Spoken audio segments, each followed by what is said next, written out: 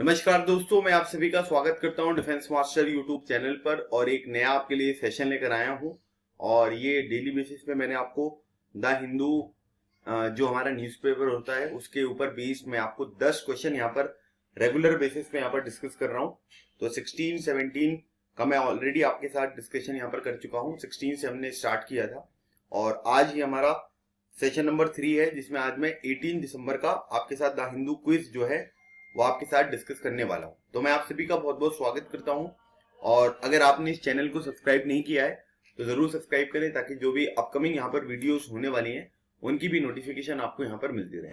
तो यहाँ पर टोटल 10 क्वेश्चन होंगे। जो लोग भी इस सेशन को यहाँ पर देख रहे हैं, मैं आप सभी लोगों से चाहूंगा कि आप लोग इन क्वेश्चन को खुद भी अटेम्प्ट करो। कॉमेंट सेक्शन में 1 से लेकर 10 तक के सभी क्वेश्चन का आंसर आप यहाँ पर बताइए और फिर मैं आपको सही आंसर भी बताऊंगा।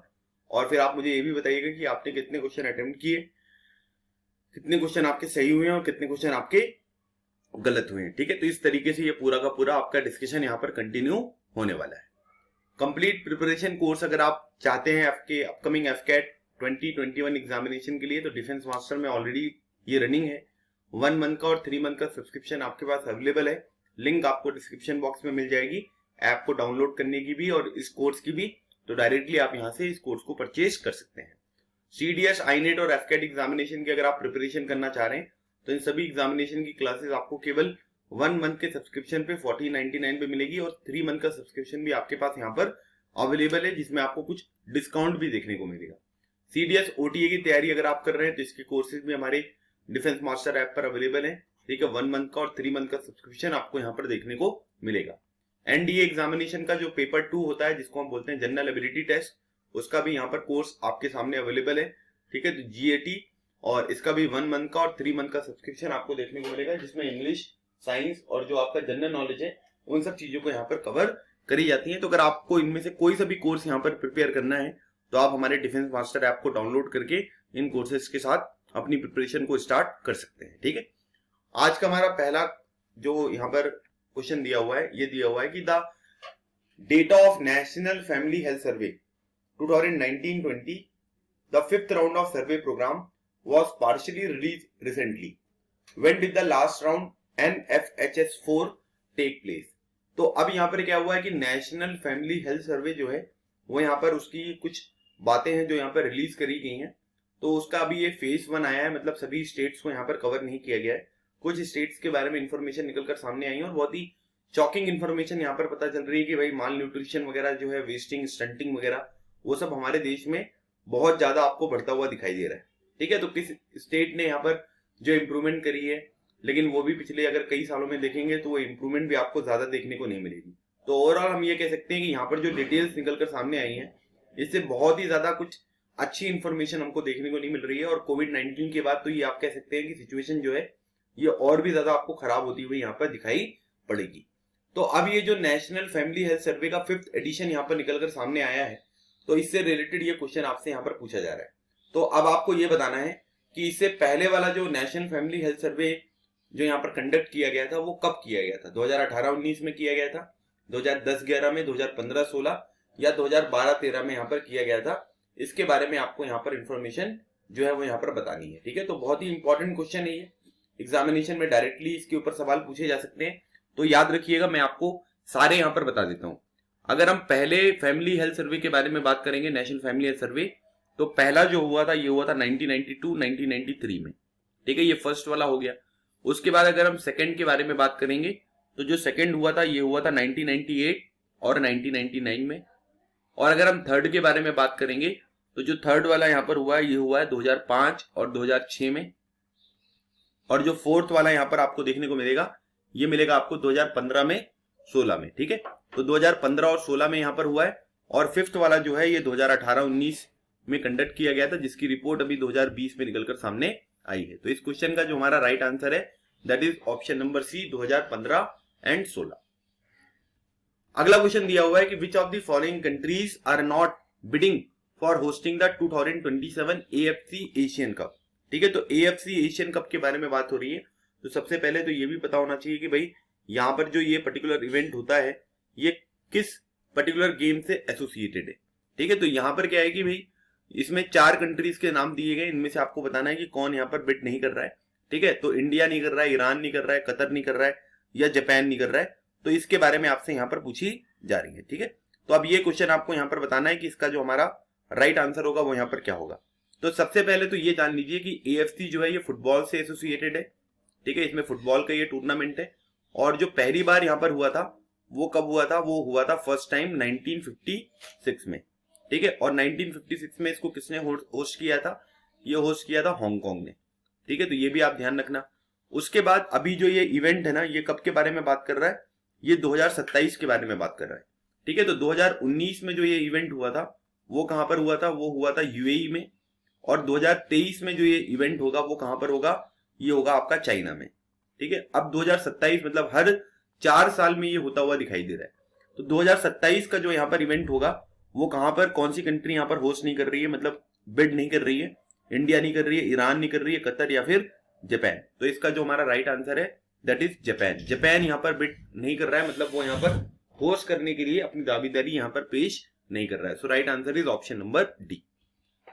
The center approved a rupees 3,500 crore subsidy for which factories as an incentive for them to export 60 lakh tons of surplus stock in the 2021 season. ठीक है, मतलब 2020 और 21 का जो यहाँ पर सीजन होगा इसमें यहाँ पर क्या कर सके, इनका जो एक्सपोर्ट है वो यहाँ पर 60 लाख टन जो है वो आपको ज्यादा होता हुआ दिखाई दे, इसलिए सेंटर ने यहाँ पर अप्रूव किया है कि इनको हम सब्सिडी प्रोवाइड करेंगे, मतलब आर्थिक सहायता जो है वो हम यहाँ पर प्रोवाइड करेंगे। कितने रुपए की, 3,500 रुपीज की।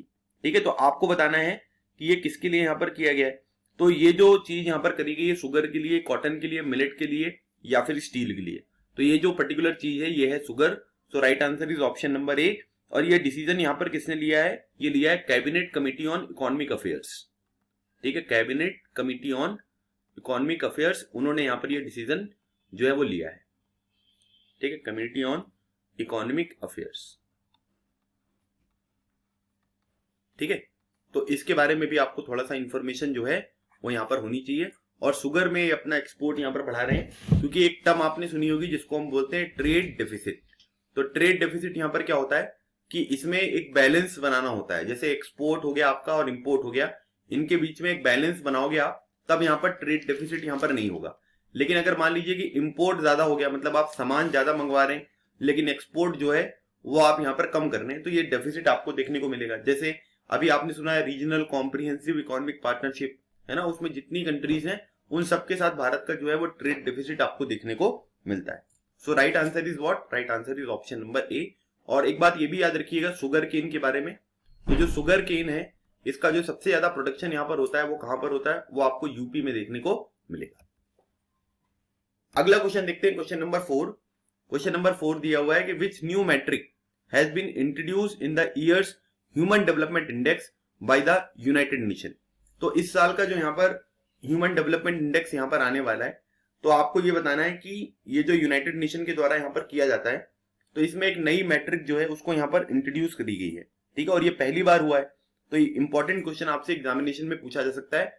अगर आप देखोगे ना तो ह्यूमन डेवलपमेंट इंडेक्स HDI जिसको हम यहाँ पर बोलते हैं, ये कौन रिलीज करता है, इसके ऊपर प्रीवियस ईयर CDS एग्जामिनेशन में क्वेश्चन आ चुका है। यूनाइटेड नेशन डेवलपमेंट प्रोग्राम जिसको UNDP यहाँ पर कहते हैं, ये चीज आपको यहाँ पर ध्यान रखनी है, ये CDS एग्जामिनेशन का प्रीवियस ईयर क्वेश्चन है। इसी तरीके से मान लीजिए कि वर्ल्ड डेवलपमेंट रिपोर्ट के बारे में बात करेंगे, तो वर्ल्ड डेवलपमेंट रिपोर्ट जो है वो वर्ल्ड बैंक यहाँ पर रिलीज करता है।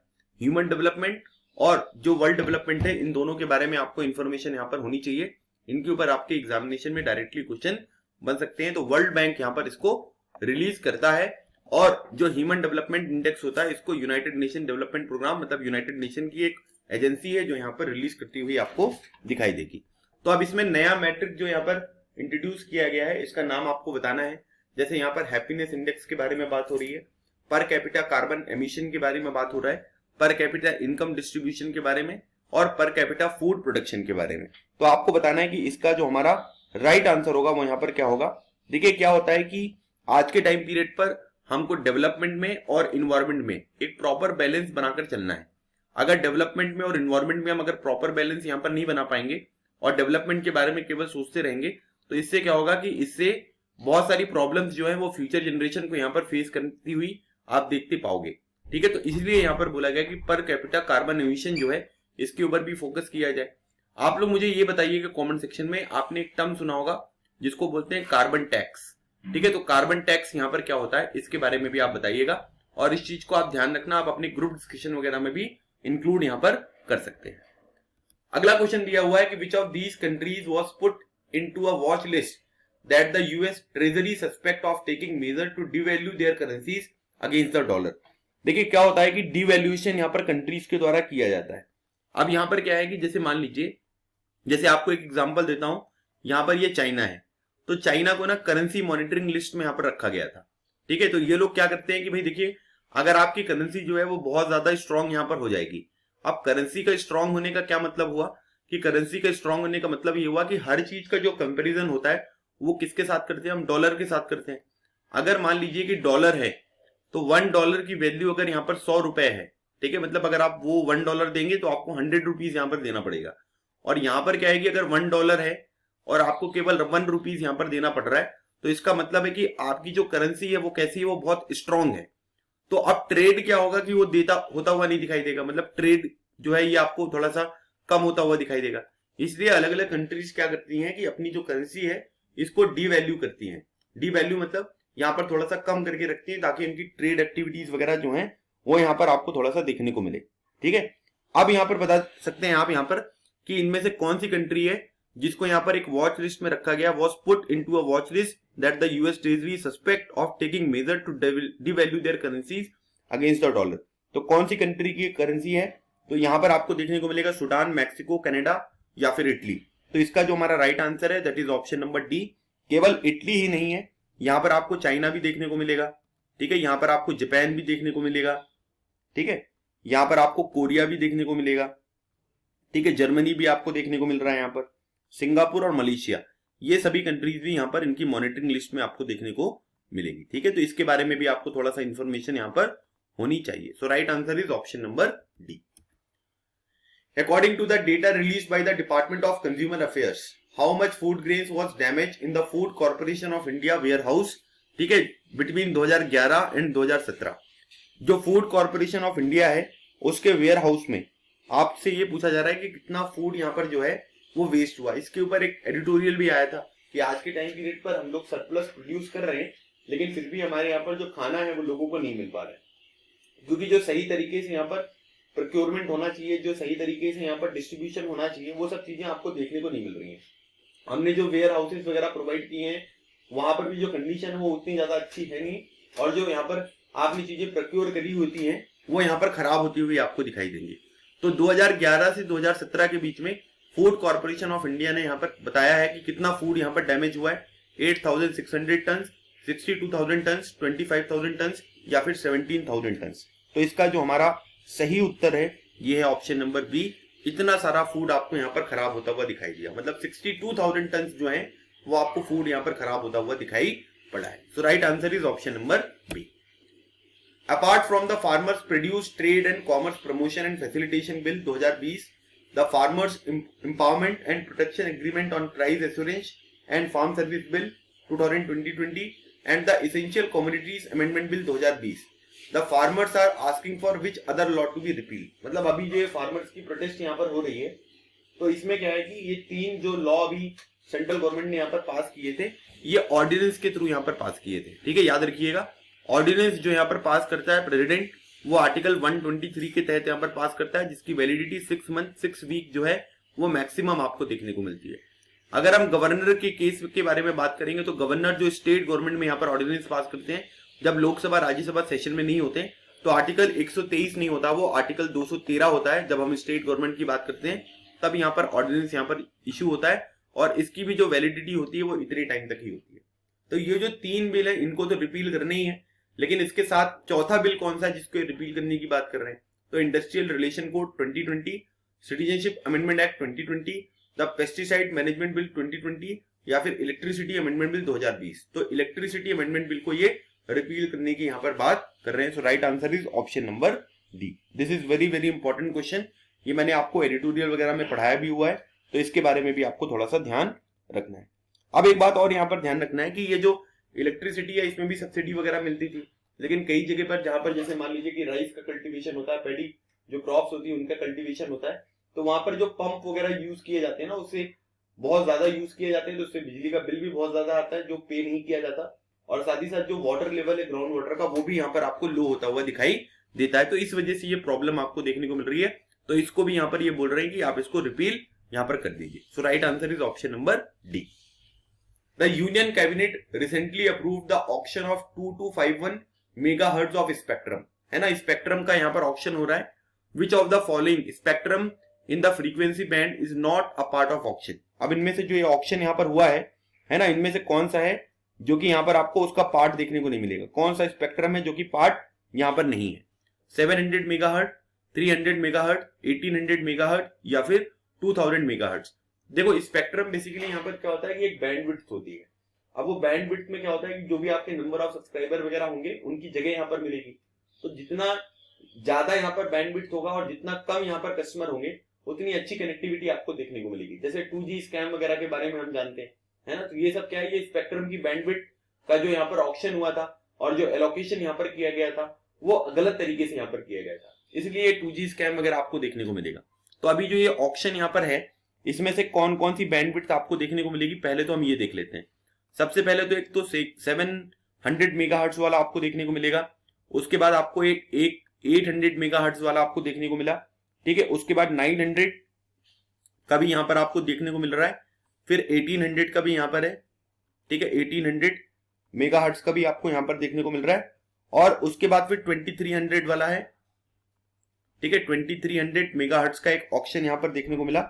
और फिर उसके बाद ये 2500 मेगाहर्ट्ज का ऑक्शन आपको यहाँ पर देखने को मिला है, ठीक है। तो अब इसमें से आपको बताना है, आप इस वाले ऑप्शन को ना 2500 कर लीजिए, ठीक है। मैं इसको पीडीएफ में जो है वो चेंज कर दूंगा, आप हमारे सेशन की पीडीएफ को डिफेंस मास्टर जो हमारा टेलीग्राम चैनल है वहां से उसको प्राप्त कर सकते हैं, ठीक है।